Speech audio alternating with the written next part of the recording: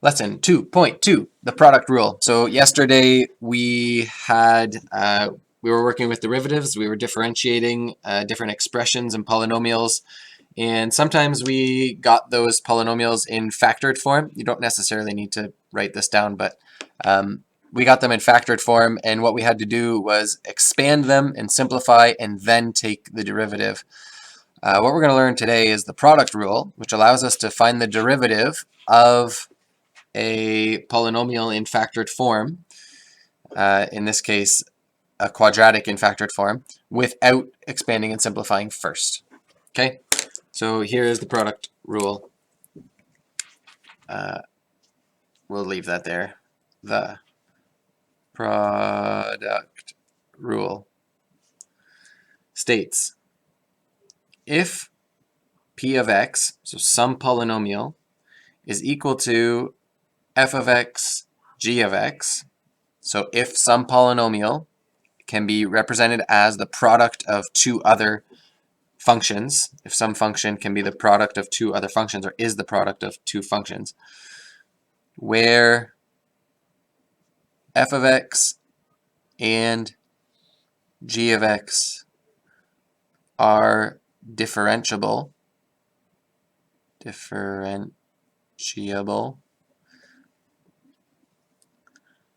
then p prime of x, the derivative of p of x, is equal to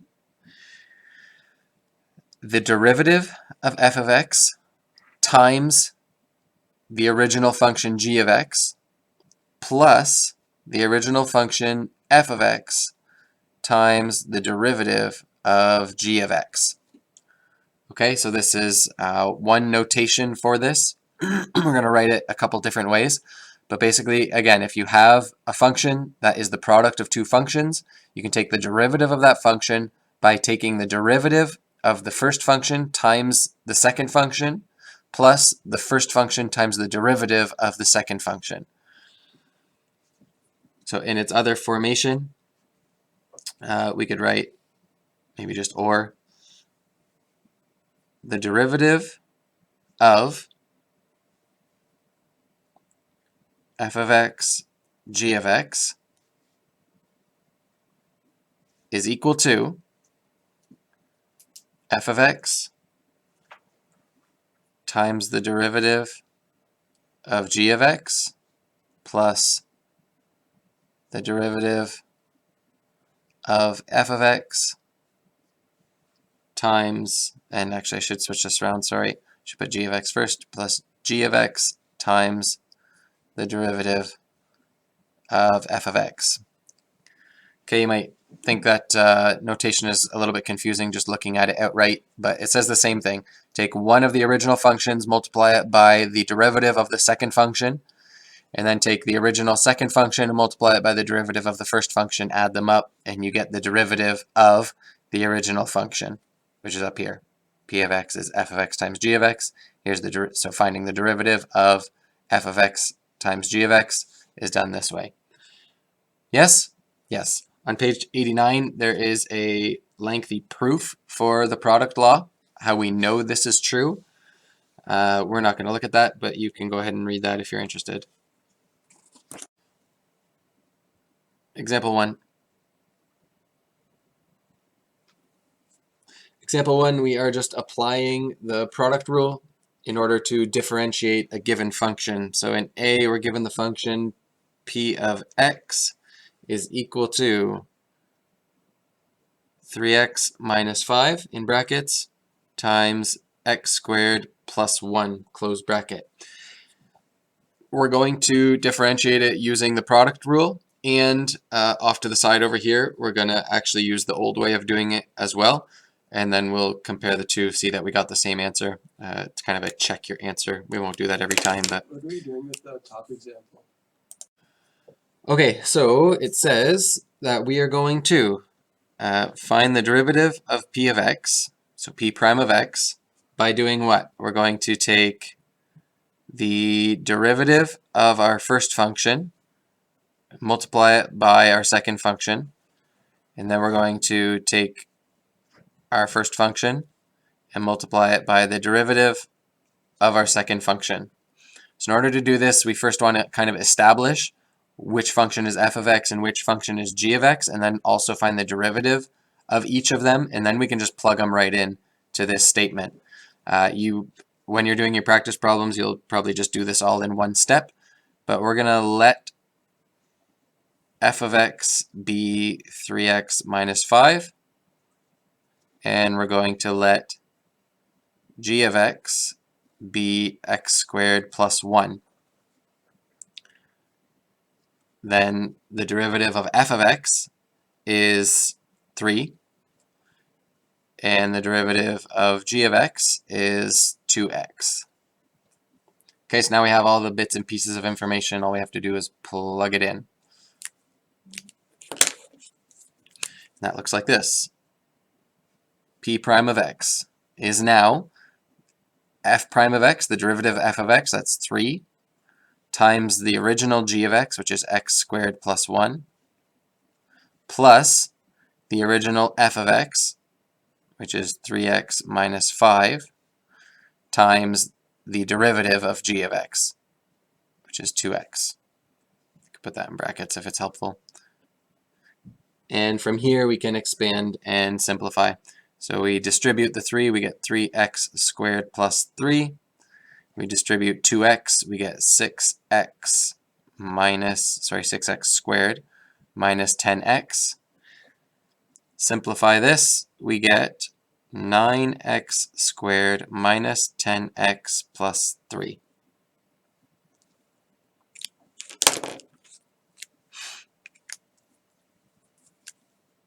Okay, how would we have done this yesterday? We would have taken p of x, which equals 3x minus 5 times x squared plus 1, and we would have expanded first. So we'd be with 3x cubed plus 3x minus 5x squared minus 5. And I can rearrange this. That's 3x cubed minus 5x squared plus 3x minus 5. And then I would take the derivative of that by applying my rules for differentiating to each term. So here I have 3 times 3 is 9x squared minus 10x plus 3, and the constant, the derivative of the constant is 0. So in this example, maybe because we're still more familiar with this way of doing it, and because this polynomial, this product of two polynomials could be expanded and simplified, this way is still actually pretty straightforward. But also consider that this whole part on this side, you probably would do in your head, and you just skip right down to this part in your practice problems. So for this example, they're about equal as far as what's easier. But as you move on or get more challenging products, then it would be easier to do this. I can see where you're coming from. Example 1b. Example 1b. We're given y equals, in brackets, 2x plus 3 times 1 minus x.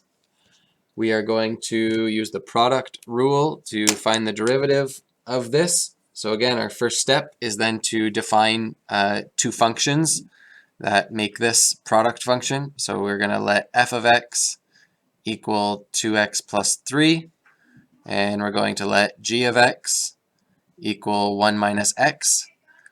In order to apply the product rule, we need the derivative of each of these. So the derivative of f of x, f prime of x, is going to be 2, and the derivative of g of x, g prime of x, is going to be -1. Again, hopefully we're pretty quick on finding the derivative of things like this. Now I can go right ahead into my product rule, which using this notation says that y prime should then be f prime of x times g of x plus f of x times g prime of x. The derivative of the first times the second plus the first times the derivative of the second. And now I just plug in what I already found out. The derivative of f of x is 2, g of x is 1 minus x, plus, I'm going to go ahead and put my derivative of g of x first, because it's just a negative 1. It's easier to put that in front. Times 2x plus 3.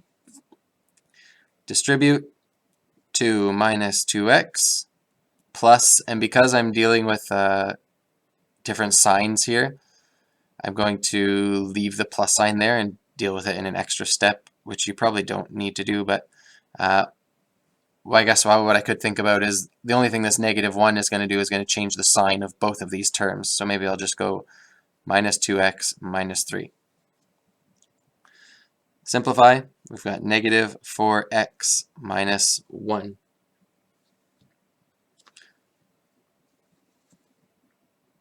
All right. Again, when you're doing it on your own, you probably don't even write these parts.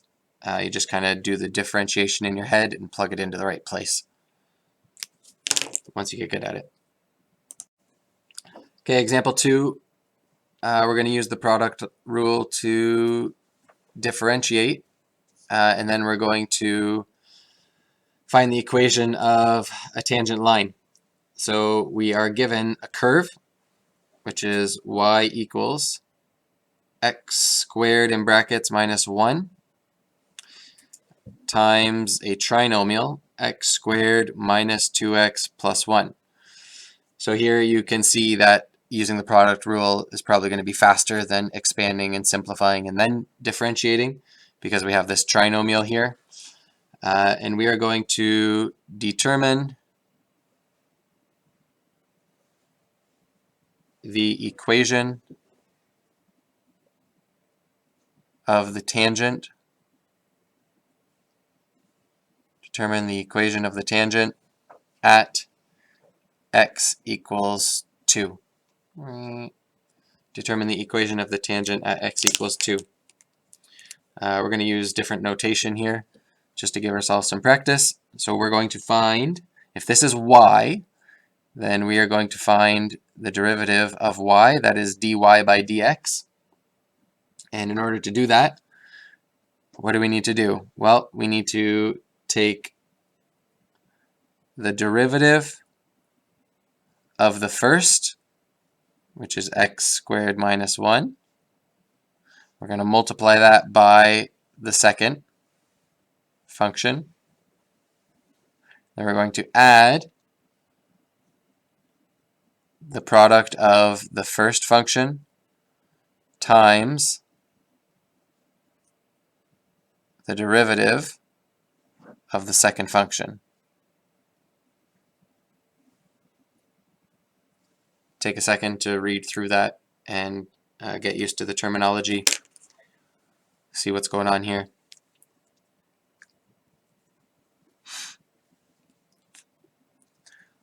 All right.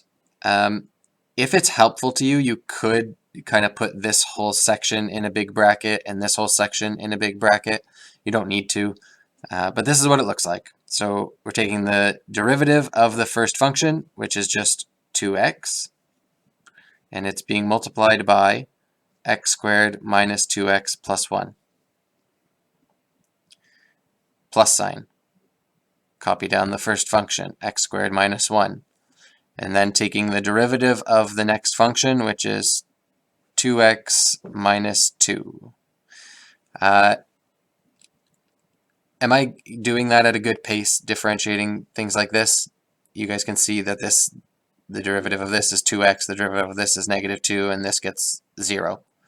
Okay, hopefully that's okay. I can slow that down if we need to. From here, this is an expression for the derivative. Okay, so you could sit here and expand this and simplify it, but you don't need to. Okay, that's the beauty of the product rule. This expression is the derivative of my original expression. So from here, that means all I need to do is sub in x equals 2 and then simplify. So it's easier to simplify after. Let's make a little note of that. Since this is an expression of dy by dx, we can sub x equals 2, comma, then simplify.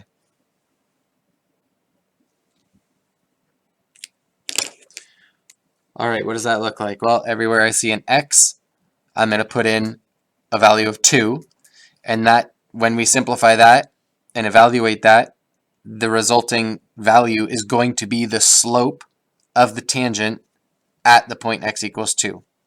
Okay, so here we go. We've got, this is how we, different notation now. I think you've seen this once, but we're going to find the slope of our tangent. We could even say m subscript tan for tangent. And it's going to be equal to the derivative of y, so dy by dx, where x equals 2.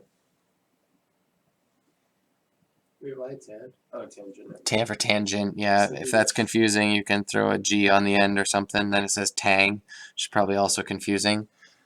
Or you could write the whole word. That always works. So here we go. I'm going to just do our best to put in 2 wherever I see an x. So we've got 2 times 2 times 2 squared minus 2 times 2 plus 1. There's the first two. There's the first product.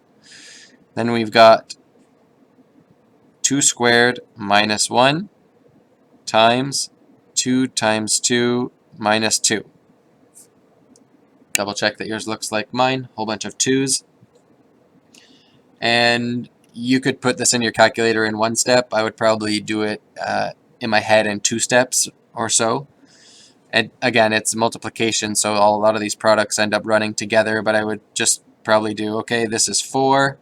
2 times 2 is 4. Inside this bracket, I end up with 2 squared, which is 4, minus 2 times 2, which is 4, so that's 0, plus 1, so that's 1. And then over here we have 2 squared minus 1. That's 4 minus 1 is 3. And here we have 4 minus 2, which is 2. So we end up with 4 plus 6, which is 10. Okay, so that tells us that the slope of the tangent at x equals 2 is 10. That's helpful, but we are still missing a little bit of information in order to find the equation for the tangent. We still need a point on that line. So we have an x value of 2. We need to find out what our tangent point is. Now find the tangent point. So the tangent point is where the tangent line touches the curve. So it's on the line and the curve, which means we just need to take x equals 2. I'll say by subbing x equals 2 into our function y. So we've got y equals brackets 2 squared minus 1. This is just taking the original function y equals and plugging in 2 wherever we see an x, times 2 squared minus 2 times 2 plus 1. The first bracket is 4 minus 1, which is 3. And the next bracket is 4 minus 4 plus 1, which is 1, which gives us a y value of 3. Therefore, our tangent point is 2, 3. And our final step for the equation of the tangent line, now use point slope formula to get the equation of the tangent. Okay, that's y minus y1 equals mx minus x1. We know that our point is 2, 3, and we know that our slope is 10. So we've got y minus 3 equals 10 times x minus 2. Just doing this part fairly quickly. On the right, I have 10x minus 20, and I'm going to add 3. So I've got 10x minus 17 as the equation of the tangent line. Okay, I'm going to run through that one more time quickly. We're given an original function, y equals yada yada, and we need to determine the equation of a tangent line. So for the equation of a tangent, we need a point that it goes through, which is the tangent point. We also need the slope of that line of the tangent. So we need the slope of the curve at x equals 2. In order to get the slope, it's a rate of change, so we differentiate. Okay, so we took the derivative using our product rule. Then we plugged in x equals 2 to give us the slope at that point. Then we found our tangent point by subbing x equals 2 into the original function again. And then we used point slope form to get the equation of the tangent. Okay, example 3, we're taking this into a word problem dealing with a revenue function. So we've done this quite a bit in grade 10 as far as finding the maximum revenue of a revenue function. Revenue is price or cost of one item times the number of items sold. So it is the product of two functions. Here we have a student council organizing a class trip. The cost of the trip last year's cost was $140 per person, and 200 people went. 200 people went. This year, and maybe at the top you want to do like a revenue problem. This year, they are deciding to increase the price of the trip, and they are estimating that for every $10 increase in price, so we're going to up the price $10 per person, and they're finding that if they do that, for each increment of $10 that they're going to increase the price, they're going to lose 5 participants. They're going to go down 5 people. What do we need to do? We need to write an equation, develop equation for revenue. So we'll do 2. We'll kind of think through what a revenue equation is. So revenue is the price times the number of students going. Revenue is the money that gets brought in back into student council who's organizing this trip. Last year, I'll just call that R sub 1, the revenue would have been 140 times 200. Okay, that would be an expression for the revenue last year. This year, what's happening? R with respect to n, we're going to let n be the number of $10 increases. Okay, let n be the number of $10 increases. Then the price is going to go up. It's 140 plus $10 for every increase. 140 plus 10n. The number of participants, the number of students going, is 200 minus 5 for every drop. So this is A. This is an equation for the revenue. Okay, we notice that it is a product function. So now we're going to determine an expression, B. Determine dr by dn. So notice in this notation we can say this is revenue, a change in revenue with respect to the change in the number of students, or sorry, in respect to the change in the number of $10 increases. And then we're going to talk about what that even means once we've done that. So in order to do this, we're going to differentiate using our product law. dr by dn. That means we're going to take the derivative of the first, which is 140 plus 10n. We're going to multiply that by the second, which is 200 minus 5n. Then we're going to add. We're going to take the first, which is 140 plus 10n, and multiply it by the derivative, dr over dn, dr by dn, of the second, which is 200 minus 5n.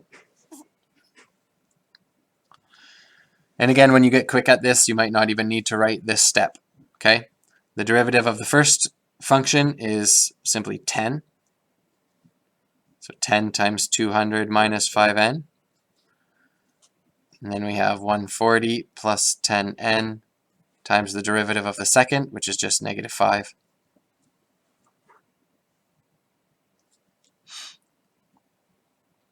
And from here we can expand and simplify. So our first product here is 2,000 minus 50n. And our next is 140 times 5, which is 700, so negative 700 minus 50n. Again, we just have a negative factor here, so both of the signs are going to be negative in the expansion. Simplifying this, we have 2,000 minus 700, which is 1,300, minus 100n. That is the derivative function. Okay, let's pause and think for a second. What does this actually represent? Okay, so the revenue function is given. It's our original function. It's a quadratic. Our derivative is linear, and it has a negative slope. But this represents the rate of change in revenue with respect to the number of price increases. So as the number of increases, as the number of $10, as the price of the trip goes up, the number of people participating will go down, but the revenue will still go up. And then as they increase the price more, the revenue continues to go up, but it goes up less and less and less until it reaches a certain point where the revenue will start coming down again. Hopefully that made sense. In C, we're going to find the rate of change. C, find the rate of change in revenue when the price of the trip is $200. So rate of change of revenue when cost is $200, and how many students, question mark. So how many students will participate if it's $200 a ticket? Okay, so the price of the trip is $200. When does that occur? Well, right now the price of the trip, the original price of the trip is $140. So basically what we're asking is, when does 140 plus 10n equal 200. When will the price of the trip be $200? After how many increases? We can see from this it's n is 6. After 6 increases, the cost will be $200. So all we're doing is evaluating the derivative. So evaluate the derivative for n equals 6. So what do we say then? We have the revenue function, but it's the derivative of the revenue function, so r prime of n, but n is going to be 6. So r prime of 6 is equal to 1300 minus 100 times 6, which is 1300 minus 600, which is 700. So when the price, we'll write this, so when the price is $200, the rate of increase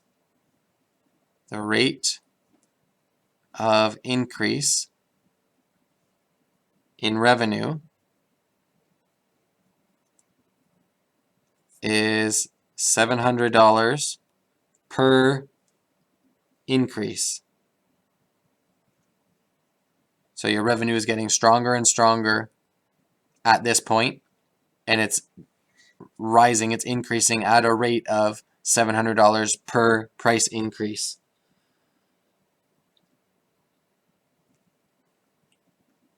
Period. To answer how many students, the number of students is 200 minus 5 times n, which is 6. So 200 minus 30, which is 170. At a price of $200. Wait, okay, never mind. I'm gonna write something quickly. That's it for lesson 2.2 product rule. Practice problems come from page 93, and you should know how to do 1 through 15. Some of them say confirm your answer or check this using technology. So you can use that Desmos slider that I posted on Edsby for those ones if you want to see what they look like.